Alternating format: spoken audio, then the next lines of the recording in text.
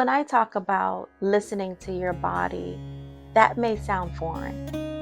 Oftentimes, growing up, that's the last thing we're taught to listen to. We're taught to listen to adults. We're taught to listen to caregivers and guardians, teachers, pastors. However, not ourselves. And so if we are around people or in situations that make us feel uncomfortable or lead us to feeling uncomfortable, maybe it's not done intentionally, then our body does something. So think of the most extreme example I can give, fight or flight, right? So when we're in fight or flight, think of if you're fearful of snakes. And if you live in Florida, it always sounds like snakes around because we got a lot of lizards, okay? And so your body freezes the minute you hear some rustling in the grass or in the leaves. But oftentimes it's a lizard, but your body doesn't know that. So your body freezes, your heart rate may increase, you pause, right? You may start to shake, so your hands may start to shake, your thoughts may start to flood, like, oh my God, what is this? What's happening? Am I going to be attacked by a snake? Maybe your stomach drops, right? And then you look down and you're like, oh, it's a lizard because I live in Florida, right? Not to say that snakes aren't here, because they are too. However, for this example, it's a lizard, right? And so if you don't listen to your body in that moment, you may continue to walk to your car, but you're in danger because you're not listening to your body. What if it was a snake? And you're saying, oh, not a big deal because my heart is racing, not a big deal because my hands are shaking. I need to go to my car because I got somewhere to be. And now you bit by the snake. Now you mad at the snake because you got bit, but you didn't listen. And so when I say listen to your body, are you listening to your body? It really is a question of literally, are you listening to your body? Is your heart rate increasing? Are you shaking? Is your palms in are your hands sweaty? Right? Is it difficult to take deep breaths?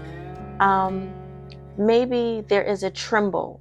Maybe there is a heaviness on your shoulders. Oftentimes, as women of color, there's a lot of weight that we're carrying. And this weight can be heavy. So it may impact our shoulders, our neck. If we are overthinkers, which most of us are, it's going to impact our head. Sometimes there's pressure on the top of our head because of it. And so when I say, are you listening to your body? I mean, check in. What is this pressure coming from? Why do I feel weighted down? Like, what's happening around me that is causing me to feel weighted down on my shoulders, right? Some of us have been weighted down for so long, it feels natural. So I want you to explore that.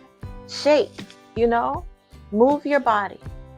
Ask yourself, okay, is this feeling supposed to be here, right? Is my head supposed to feel heavy? Now, even if you got a big head, because some of us do, right? It's a certain heaviness that goes beyond having a big head. It's a joke. Don't take it serious, okay? And so listening to your body. Is it difficult for me to take a deep breath? Why? What's happening? What just happened? Right? Sometimes when my mood shifts instantly, I am now able to say, oh, what just happened? Let's take a pause, right? Because I feel it in my gut. And it's like an instant feeling for me now that I've had a lot of practice in attunement with my body. But I am encouraging you to do the same. Get curious about what your body is telling you. That friend that texts you or calls you and you get nervous, like, I need to call them back, but I don't have the time to call them back. How are they going to react? How are they going to respond? Are they going to think that I'm not their friend no more? Are they going to think I'm tripping? That is your body communicating to you. That is your body saying, hey, it doesn't sound like this is a solid, healthy relationship. Because why are we responding like this just to a phone call or a text, right? Think of it in terms of, again, friends. Some friends require a lot from us.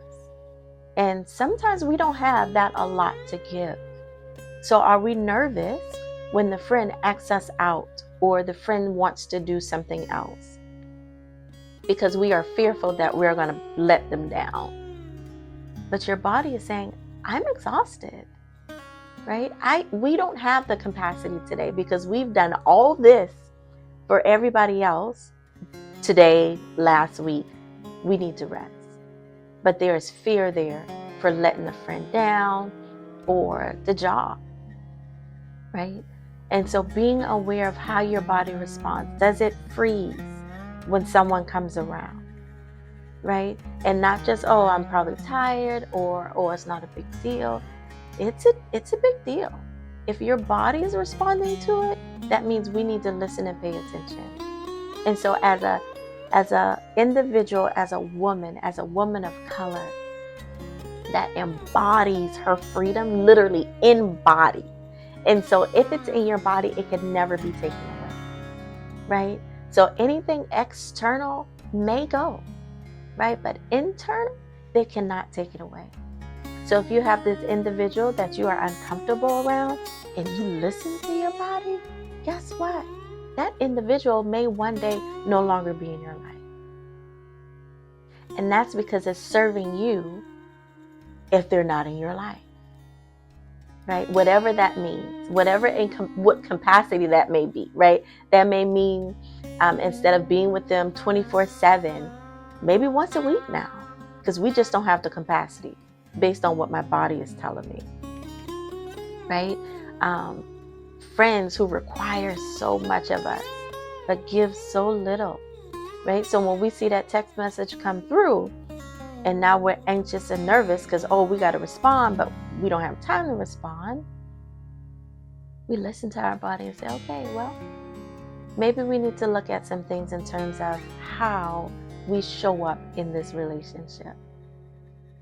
And the expectation that the friend has, I'm sure is something we played a part in it, right? Either unknowingly, knowingly, we played a part in it. And so if we played a part in it, and we're one of the main characters, we can change the scene, right? And so if we're changing the scene, that means we're changing the way we show up in this relationship that not only honors the relationship, but honors us in the way our body responds to this relationship.